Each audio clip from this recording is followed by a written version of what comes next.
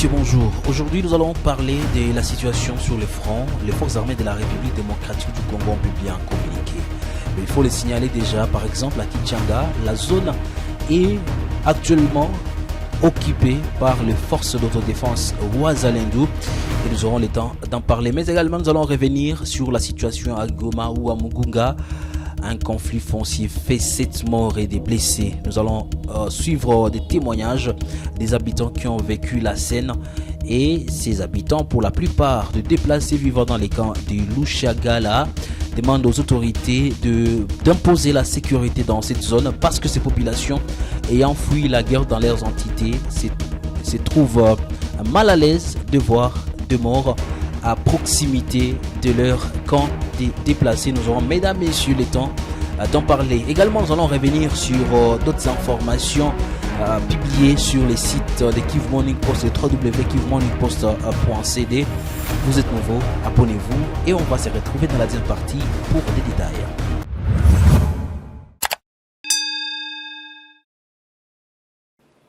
Commençons en ville de Goma. Commençons l'actualité du jour par la ville de Goma au quartier Mugunga en commune de Karisimbi. Un conflit foncier fait 7 morts et des blessés. Comment cela est-il passé? Qu'est-ce qui s'est passé exactement dans cette zone? Suivez deux habitants de cette partie de la ville de Goma. Ni un policier ndo anapenda atukule kitu manake mubujanja na ofete na sie tuliuza. Kama yeye aliuza atujue kama aliuzia yeye nani. Ofete ndio sasa escort yake akatire raia risasi. Raia na akasema raia hatuwezi kufa hivi. Ndio bakakia bakambloke mwenye kuna bunduki. Kukia nyang'anya yule mwenye kwa bunduki alikuwa deja ni FF. Sie population yenye tuko hapa kando kando tunalomba kwa wakubwa vraiment kutusaidia. Paske tunakutana deja mazingira yenye tunaishi inakuwa ibaya. Wakati yenye wanaua raia karibu yetu na tunajua ya kwamba kwenye tumetoka kwanza hako peke ilikuwa problem.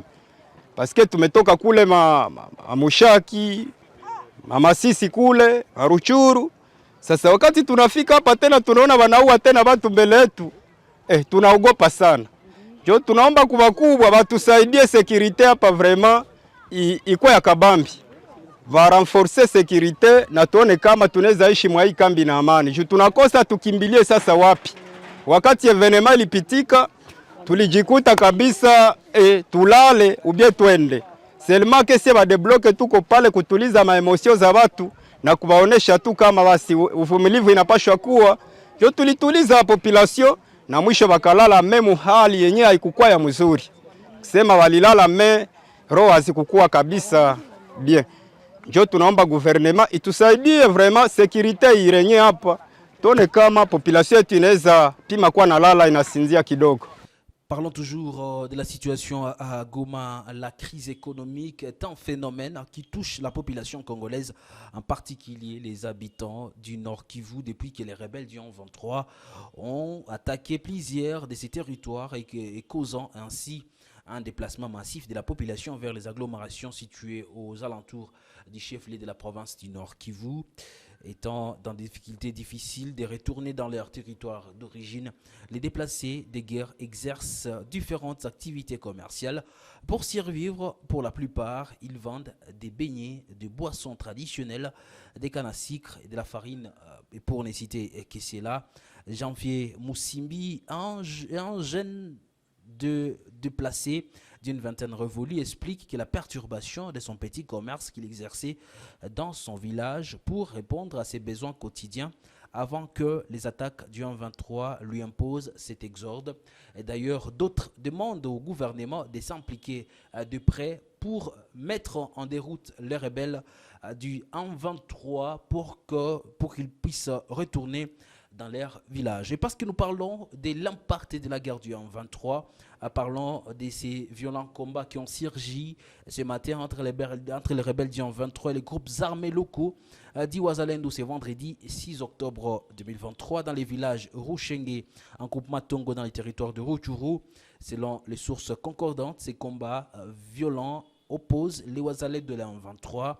Les Wazalendo cherchent comment bloquer la route qui quitte Kalengera vers Massissi aux alentours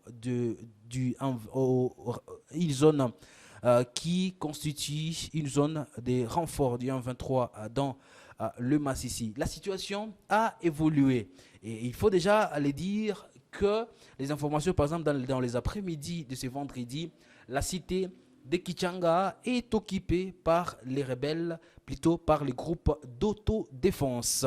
Et parce que nous parlons de la situation du 1-23 et la guerre qui se passe dans cette partie du Nord Kivu, il faut les dire que après la récupération de Kichanga, les résistants Ouazalendo lancent un assaut sur l'agglomération de Kibumba dans les territoires de Nyiragongo. Des détonations d'armes lourdes et légères se font entendre à Bumba, à l'endroit connu sous le nom des 3 antennes. Les forces armées de la RDC, à travers son porte-parole, le lieutenant-colonel Njike Kaiko Guillaume, dit ne pas prendre part au combat et fustige néanmoins la violation par la 123 du cessez-les-feux décrété par le chef d'État de la sous-région à lançant 2 bombes au mortier sur sa position de Kibumba. Et puis il prend à témoin la communauté internationale et l'EAC quant à cette violation des accords par le 1-23. Et puis nous allons nous rendre à Nituri où la coordination de la nouvelle société civile congolaise en chefferie de Babila Babombi dénonce ce vendredi ce qu'elle qualifie d'obscurité concernant l'arrestation de 13 éléments issus des différents groupes armés environ 1 mois et demi après leur reddition. Mandela Moussa Moïse, coordonnateur de cette structure citoyenne, craint que cette arrestation puisse bloquer le processus du programme de démobilisation des armements, réinsertion communautaire et stabilisation initié par le chef de l'État congolais Félix-Antoine Tshisekedi Yape. Selon cet acteur, les forces vives se sont mobilisées pour sensibiliser les frères et sœurs dans plusieurs zones difficilement accessibles pour les inciter à adhérer à ce programme qui continue quand même à donner des fruits. Et puis au site Kivu, c'est un groupe d'hommes et de femmes souciés de préserver les efforts des autorités congolaises dans la lutte contre la prime dans le milieu scolaire à Bukavu, qui annonce avoir mis en place la brigade de lutte contre la prime et les antivaleurs dans les milieux scolaires. Cette brigade intervient dans un contexte marqué par le retour de la prime dans certaines institutions primaires de cette partie du site Kivu, une pratique contraire à la volonté du chef de l'État congolais, d'ailleurs, qui a lancé le programme de la gratuité de l'enseignement sur l'ensemble du territoire national.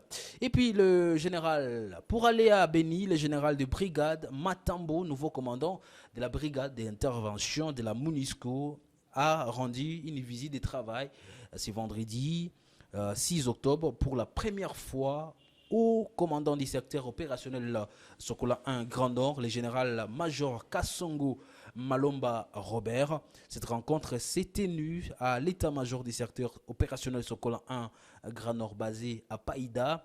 C'est à 5 km à l'est de la ville de Beni, au nord Kivu. Le capitaine Anthony Mwalushaï, porte-parole des opérations qui livre la nouvelle, fait savoir que le commandant de la force onusienne était accompagné de quelques officiers membres de son cabinet. Le général Matambo, de nationalité malawite, est allé s'informer sur les grandes lignes des opérations militaires en cours dans la région de Beni et voir dans quelle mesure ces éléments peuvent continuer à apporter leur appui dans les 10 opérations. Poursuit la même source. Il s'agit bien évidemment du porte-parole des opérations Sokola 1.